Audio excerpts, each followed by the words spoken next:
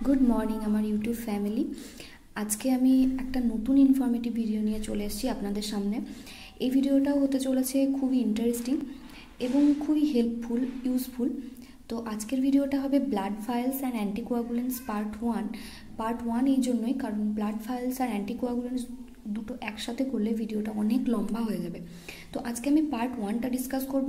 Next ভিডিওতে আমি blood files তার কালার কোডিং নিয়ে আলোচনা করব। তো প্রথমেই আসি অ্যান্টিকোয়াগুলেন্ট কী জিনিস। অ্যান্টিকোয়াগুলেন্ট হচ্ছে একটা কেমিক্যাল এজেন্ট যেটা ব্লাডটাকে ক্লট হতে বাধা দেয়। এখানে একটা ডেফিনেশন আছে, anticoagulants are the chemical agent which prevent the clotting of blood. তো এটার মানে হচ্ছে অ্যান্টিকোয়াগুলেন্ট একটা কেমিক্যাল এজেন্ট যেটা দিয়ে আমরা ব্লাডের ক্লট হওয়াটা, ব্লাডের জমে যাওয়াটাকে প্রতিরোধ করতে পারি। তো এটার কিসের জন্য কাজে লাগে? এটা হচ্ছে আপনারা দেখবেন যে যখন আমাদের কোনো জায়গা কেটে যায় তো তখন সেখানে কিছুক্ষণের পরই ব্লাডটা স্টপ হয়ে যায়, বা আমরা যখন কোনো ব্লাড কালেক্ট করি বা ব্লাড ডোনেশন ক্যাম্পে ব্লাড দিয়ে আসি তারপরে দেখবেন কিছুক্ষণ পর ব্লাডটা স্টপ হয়ে গেছে। কিন্তু আমাদের যখন শরীরের মধ্যে যখন ব্লাডটা রানিং অবস্থায় আছে তখন কিন্তু ব্লাড কখনোই ক্লট হয় না।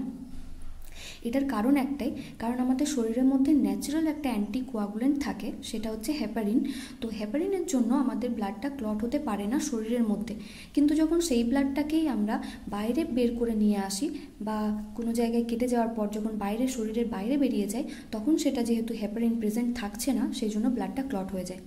তো আমরা আর্টিফিশিয়ালি কিছু অ্যান্টিকোয়াগুলেন্ট দিয়ে যখন টেস্ট পারপাসে ইউজ করি ব্লাডটাকে, তখন আমরা অ্যান্টিকোয়াগুলেন্ট দিয়ে ব্লাডটাকে লিকুইড ফর্মে রাখি, কারণ আমাদের সব ব্লাড টেস্টে ক্লট ভাইলে হয় না, মানে ক্লট ব্লাড নিয়ে হয় না। কিছু অনেক ব্লাড টেস্ট আছে যেগুলো আমাদের লিকুইড ফর্মে ব্লাডটাকে দরকার লাগে, মানে হোল ব্লাড লাগে। তো সেই ক্ষেত্রে আমরা অ্যান্টিকোয়াগুলেন্টটাকে ইউজ করব। এবারে আমরা অ্যান্টিকোয়াগুলেন্টটাকে দুটো ভাগে ভাগ করতে পারি এখানে, বেসড অন দেয়ার প্রিন্সিপাল, মানে হচ্ছে তাদের নীতিতে, মানে কিভাবে ব্লাড কোয়াগুলেন্ট অ্যান্টিকোয়াগুলেন্ট কাজ করে। তো সেই নীতির উপর ভিত্তি করে দুটো ভাগে ভাগ করা যায়। একটাকে বলা হচ্ছে ক্যালসিয়াম চিলেটার আর একটা হচ্ছে নন ক্যালসিয়াম চিলেটার। আচ্ছা, এখানে ক্যালসিয়ামের কথাটা আসছে কেন? কারণ আমাদের শরীরে যে ক্যালসিয়াম থাকে সেই ক্যালসিয়াম একটা ব্লাড ক্লট ফর্মেশনে একটা গুরুত্বপূর্ণ ভূমিকা পালন করে। কীরকমভাবে? কারণ আমাদের যে ক্লটিং অ্যাক্টিভেটার, ক্লটিং যে ফ্যাক্টরগুলো আমাদের শরীরে আছে, তো সেইগুলোর সাথে ক্যালসিয়াম বাইন্ডিং করে একটা মেকানিজম তৈরি করে, যার ফলে আমাদের ব্লাড ক্লটটা হতে সাহায্য করে। তো সেই জন্য আমরা এখানে ক্যালসিয়ামের কথাটা বলছি। তো ক্যালসিয়ামটাকে যদি আমরা বেঁধে দিতে পারি, কোনো কারণে যদি ক্যালসিয়ামটাকে ফার্দার রিয়াকশনের জন্য আমরা আটকে দিতে পারি, তাহলেই আমরা ব্লাড ক্লটটাকে প্রিভেন্ট করতে পারবো। তো সেই জন্য এখানে বলা হচ্ছে ক্যালসিয়াম চিলেটার আর নন ক্যালসিয়াম চিলেটার। তো ক্যালসিয়াম চিলেটার যেসব অ্যান্টিকোয়াগুলেন্টগুলো আছে তো সেগুলোর মধ্যে কী কী আছে সেটা দেখে নেওয়া যাক। সেগুলোর মধ্যে প্রথমেই পড়ছে ইডিটিএ। ইডিটিএর ফুল ফর্ম হচ্ছে ইথিলিন ডায়ামাইন টেট্রাঅ্যাসিটিক অ্যাসিড। এটা একটা ইউজফুল একটা অ্যান্টিকোয়াগুলেন্ট এবং এটা ব্রডলি স্পেকট্রামে ইউজ হয়। এটা অনেক ব্লাড টেস্টের জন্য এটা ইউজ হয়। তো ইডিটিএর ইউজ আমরা পরে দেখব। তারপরে হচ্ছে ট্রাইসোডিয়াম citrate, oxalate, sodium and potassium and ammonium oxalate, double oxalate, ammonium and potassium oxalate. এইসব ক্যালসিয়াম চিলেটার দিয়ে আমরা ব্লাডটাকে ক্লট হওয়াটাকে প্রিভেন্ট করি এবং এই অ্যান্টিকোয়াগুলেন্ট অনেক ব্লাড টেস্টে কাজে লাগে। তারপরে আসছে ক্যালসিয়াম নন ক্যালসিয়াম চিলেটার। যেগুলো নন ক্যালসিয়াম চিলেটার হচ্ছে হেপারিনের কথাটা আমি আগেই বললাম, এটা একটা ন্যাচারাল অ্যান্টিকোয়াগুলেন্ট যেটা আমাদের শরীরে প্রেজেন্ট থাকে। এটা অনেক ক্ষেত্রে কোশ্চেন আসে, কোনো কম্পিটিটিভ এক্সামে হোক বা কোনো যদি ফার্স্ট ইয়ার সেকেন্ড ইয়ারের কোনো মেডিকেল প্যারামেডিক্যাল স্টুডেন্ট থাকে তো তাদের ক্ষেত্রে এই কোশ্চেনটা খুব ইম্পর্ট্যান্ট। তো হেপারিন আর ওয়ারফেরিন হচ্ছে একটা মেডিকেল ট্রিটমেন্টের জন্য ইউজ হওয়া অ্যান্টিকোয়াগুলেন্ট। এটা আমাদের কোনো ব্লাড টেস্টে কাজে লাগে না, কিন্তু এটা যেসব পেশেন্টদের ক্লটিংয়ের টেন্ডেন্সি আছে, ব্লাড ক্লটের টেন্ডেন্সি আছে, সেসব পেশেন্টদের এগুলোকে দেওয়া হয়। কারণ এই ব্লাড যদি মাইক্রোক্লট যদি তৈরি হয় তাহলে যখন হার্টের মধ্যে দিয়ে ব্লাডটা পাস হবে তো তখন সেখানে যদি আটকে যায় তাহলে কিন্তু পেশেন্টের হার্ট অ্যাটাক হতে পারে। তো এই সব পেশেন্টের ক্ষেত্রে ওয়ারফেরিন ডাক্তাররা মেডিকেল ট্রিটমেন্টের জন্য ইউজ করেন। এরপর আছে ইডিটিএ কী কোয়ান্টিটিতে ইউজ করলে আমি ঠিকঠাক রেজাল্ট পাবো? এটা হচ্ছে 1.5 ± 0.25 মিলিগ্রাম পার ml ব্লাড। এই কোয়ান্টিটিতে যদি আমি ইউজ করি তবেই আমি ঠিকঠাক রেজাল্ট পাবো, না কি তার বেশি না তার কম, তাহলে কিন্তু রেজাল্ট উল্টোপাল্টা হয়ে যাবে। এরপর এটা ইউজ কী টেস্টে হয় ব্লাড টেস্টে, প্রথমেই হচ্ছে সিবিসি মানে হচ্ছে complete blood count, ESR erythrocyte sedimentation rate, HbA1c malaria parasite, reticulocyte count আর আরবিসি মরফোলজিতে। এইসব ব্লাড টেস্টের জন্য এগুলো ইউজ করা হয়। সিবিসি কাউন্ট নিয়ে বলতে গেলে এখন অনেক কিছু বলতে হবে, তো এটা বেসিক একটা ধারণা দিয়ে রাখি। সিবিসি মানে হচ্ছে কমপ্লিট ব্লাড কাউন্ট টেস্ট, মানে আমরা যেটা টিসি হিমোগ্লোবিন, প্লেটলেট কাউন্ট এগুলো বলি, তো সেইগুলোর সাথে সাথে পিসিভি, এমসিভি, এমসিএইচ, এমসিএইচসি এইসব হোল একটা ব্লাড কাউন্টকে সিবিসি বলা হয়।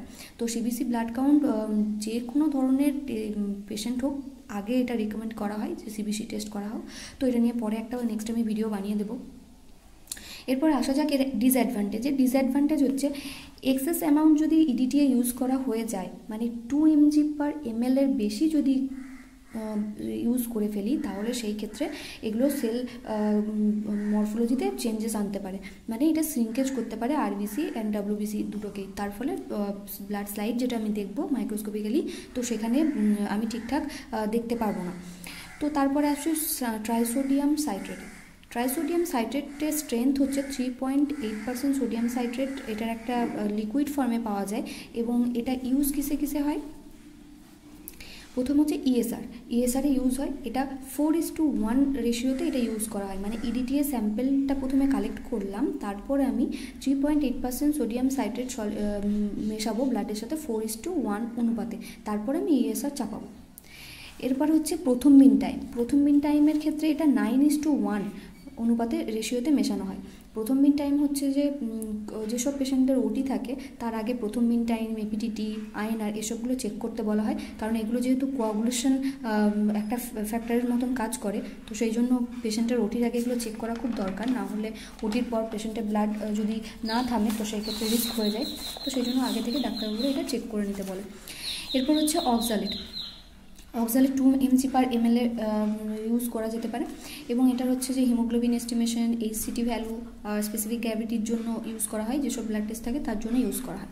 এরপর আসছে সোডিয়াম ফ্লোরাইডের কাজ হচ্ছে, মেন কাজ এটা ইউজ করা হয় অ্যাকচুয়ালি ব্লাড সুগার যখন টেস্ট করতে বলে, তো সেই সব ভাইলের জন্য এগুলো ইউজ করা হয়। তো এটা কি কাজ, এটা হচ্ছে অ্যাকচুয়ালি গ্লাইকোলাইসিসটাকে প্রিভেন্ট করে। গ্লাইকোলাইসিস এই কথাটা আপনারা অনেকেই জানেন, গ্লাইকো কথাটা এসছে গ্লুকোজ থেকে, লাইসিস মানে হচ্ছে ভেঙে যাওয়া, তো গ্লুকোজ ভেঙে যাওয়ার প্রসেসটাকে এটা ব্লক করে। তো এটার ব্লক করলেই বা কি, না করলেই বা কি, এটা একটা প্রশ্ন আসতে পারে, কারণ হচ্ছে আমাদের শরীরে যে পরিমাণ সুগার আছে, আমাদের ব্লাডে যে পরিমাণ সুগার আছে, ডাক্তার তো সেটাই আমাদেরকে মেজার করার জন্য টেস্ট করতে পাঠান। তো আমার যদি তার আগেই যদি গ্লুকোজগুলো লাইসিস হতে থাকে, মানে ভেঙে যেতে থাকে, তাহলে আমি যখন টেস্ট করব ওই স্যাম্পেল নিয়ে, তখন আমার গ্লুকোজ অটোমেটিক কম আসবে, তো সেই ক্ষেত্রে আমি ঠিকঠাক রেজাল্ট পাবো না, আমার ট্রিটমেন্ট ঠিকঠাক হবে না। তো সেই জন্যই খুব দরকার যে একটা সঠিক ভায়েল চয়েস করা, মানে একটা ব্লাড টিউব চয়েস করা। তো সেই টিউবটাতে কী অ্যান্টিকোয়াগুলেন্ট থাকবে, সেটা হচ্ছে সোডিয়াম ফ্লোরাইড থাকবে। তো এইরকম সোডিয়াম ফ্লোরাইড বালা ফাইলই আমাকে ইউজ করতে হবে ফর ব্লাড গ্লুকোজ এস্টিমেশনের জন্য। এবারে আসছি নন ক্যালসিয়াম চিলেটার। এতক্ষণ যেগুলো বললাম সেগুলো হচ্ছে ক্যালসিয়াম চিলেটার, মানে এগুলো কোন নীতিতে কাজ করে না, ব্লাডের মধ্যে গিয়ে ক্যালসিয়ামটাকে বাইন্ড করে দেয় যাতে ফার্দার প্রসেসটা ক্লটিংয়ের প্রসেসটা না হয়। এবারে কিছু অ্যান্টিকোয়াগুলেন্ট আছে যেগুলো ক্যালসিয়াম চিলেটার নয়, তো সেগুলো দেখে নেবো, হেপারিন আর হচ্ছে ওয়ারফেরিন। হেপারিন কীভাবে কাজ করে, হেপারিন হচ্ছে থ্রোম্বোপ্লাস্টিনটাকে ইনহিবিট করে দেয়, মানে বাধা দেয়। থ্রোম্বোপ্লাস্টিন হচ্ছে একটা অ্যাক্টিভেটার যেটা ফিব্রিনোজেন থেকে ফিব্রিনে কনভার্ট হতে সাহায্য করে।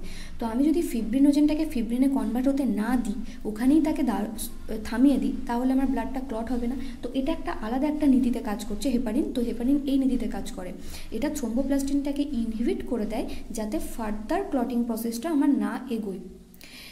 এবারে এটা কোয়ান্টিটি কীভাবে ইউজ করব, 0.1 to 0.2 mg/ml ব্লাডে এটাও ইউজ করব আমি। আর এগুলোর কোন ব্লাড টেস্টের জন্য লাগে, এই হেপারিন ভাইল, এগুলো হচ্ছে plasma iron, osmotic fragility test, ammonia, insulin, renin আর অ্যালডোস্টেরন এগুলো হচ্ছে একটা হরমোন। তো এইসব টেস্টগুলোর জন্য আমাদের হেপারিন ভাইল লাগবে। এরপরে হচ্ছে এতক্ষণ ধরে যেগুলো পড়লাম সেগুলো হচ্ছে আমাদের প্যাথোলজিক্যাল বা হিমাটোলজিক্যাল টেস্টের জন্য ইউজ হওয়া অ্যান্টিকোয়াগুলেন্ট। এবার আমি কিছু দেখব ব্লাড ব্যাঙ্কে কী কী অ্যান্টিকোয়াগুলেন্ট ইউজ করি আমরা। ব্লাড ব্যাঙ্কে 4 ধরনের এখন ইউজ করা হয়। একটা হচ্ছে ACD, acid citrate dextrose, CPD, citrate phosphate dextrose, CPDA, citrate phosphate dextrose adenine, and SAGM. SAGM হচ্ছে স্যালাইন অ্যাডেনিন গ্লুকোজ ম্যানিটল। স্যাগামটা এখন নতুন ইউজ হচ্ছে এবং এটা খুব বেশি পরিমাণে ইউজ হচ্ছে, কারণ এর একটা অ্যাডভান্টেজ আছে। এখানে সিপিডিএ আপনারা যখন ব্লাড ডোনেশন ক্যাম্পে যাবেন বা ব্লাড দিতে যাবেন তখন দেখবেন যে ব্লাড ব্যাগের মধ্যে একটা লিকুইড আছে। সেই লিকুইডটা কী? সেইটাই হচ্ছে অ্যান্টিকোয়াগুলেন্ট। কারণ আমি তো বললাম যে শরীর থেকে যখনই ব্লাড বাইরে বেরোবে তখনই সেটা ক্লট হয়ে যাবে, কিন্তু আমার যদি ক্লট হয়ে যায় সেই ব্লাড তো আমি অন্য পেশেন্টকে দিতে পারবো না। তো সেই জন্য খুব দরকার একটা অ্যান্টিকোয়াগুলেন্টের, যাতে আমার ব্লাডটা লিকুইড ফর্মে থাকে, যেমন আমার শরীরের ভিতরে ছিল। তো সেই জন্য আমি এখানে আর্টিফিশিয়ালি অ্যান্টিকোয়াগুলেন্ট ইউজ করে ব্লাডটাকে লিকুইড ফর্মে রাখবো। তো সেইগুলোই হচ্ছে এই যে নামগুলো এখন বললাম আমি সেগুলো। তো সিপিডিএতে যদি আমি রাখি তাহলে আমার ব্লাডটা 35 ডেজ পর্যন্ত ঠিক থাকবে, কিন্তু যদি স্যাগাম দিয়ে রাখি তাহলে এটা 42 ডেজ পর্যন্ত ঠিক থাকবে অ্যাট 2 to 4 ডিগ্রি সেলসিয়াস। এটা একটা রেফ্রিজারেটার 2 to 4 ডিগ্রি সেলসিয়াসে যদি রাখা হয়, ব্লাডকে 2 to 4 ডিগ্রি সেলসিয়াস রেফ্রিজারেটারেই রাখা হয়। তো সেই ক্ষেত্রে মানে আমার আগে 35 দিন থাকতো, তার জায়গায় আমার আরও বেড়ে 42 দিন হচ্ছে। তো সেই ক্ষেত্রে আমার সুবিধা হবে। একটা ব্লাড যদি আমার 35 দিনের মধ্যে কোনো পেশেন্টের রিকোয়ারমেন্ট না থাকে তাহলে আমি আরও ডেটটা এক্সটেনশন করতে পারবো, ততদিন পর্যন্ত ভালো থাকবে। বিশেষ করে কোনো রেয়ার ব্লাড গ্রুপের ক্ষেত্রে খুব সুবিধা হয়। তো এই হচ্ছে অ্যান্টিকোয়াগুলেন্ট। অ্যান্টিকোয়াগুলেন্টের কী ইউজ না কি মানে ডিসঅ্যাডভান্টেজ কী, কত কোয়ান্টিটি, সেসব আমি সবই বললাম। এই ভিডিওটা করার একটাই উদ্দেশ্য, কারণ নেক্সট যখন আমি পরে কোনো ব্লাড ভিডিও করব, মানে ব্লাড টানার ভিডিও, ফ্লেবোটমি এসবগুলো যখন করব, তখন আমি দেখবেন বিভিন্ন ধরনের ভায়েল ইউজ করব। তো তখন মনে কোশ্চেন থাকতেই পারে যে এটা এই কালারের ভায়েল কেন, এটা ওই কেন, সব একটা একই কালারের ভায়েলে কেন ইউজ করা হচ্ছে না। তো সেই জন্য এটা ডেসক্রাইব করা। প্লাস যদি কোনো স্টুডেন্ট থাকে তাদের ক্ষেত্রে এগুলো খুবই ইম্পর্টেন্ট, প্রত্যেকটা জিনিস একদম নিখুঁতভাবে জানাটা দরকার। তো সেই জন্য ভিডিওটা একটু লেন্দি হয়ে গেল। তো আজকের মতন এই পর্যন্তই পার্ট 1টা। যদি ভিডিওটা ভালো লেগে থাকে তাহলে লাইক, শেয়ার আর সাবস্ক্রাইব করে দেবেন, তার সাথে পাশে থাকা বেল আইকনটিও বাজিয়ে দেবেন, যাতে আমার পরবর্তী ভিডিও নোটিফিকেশানগুলো আপনাদের কাছে পৌঁছে যায়। তো আজকের মতন এই পর্যন্তই, দেখা হবে নেক্সট কোনো ভিডিও।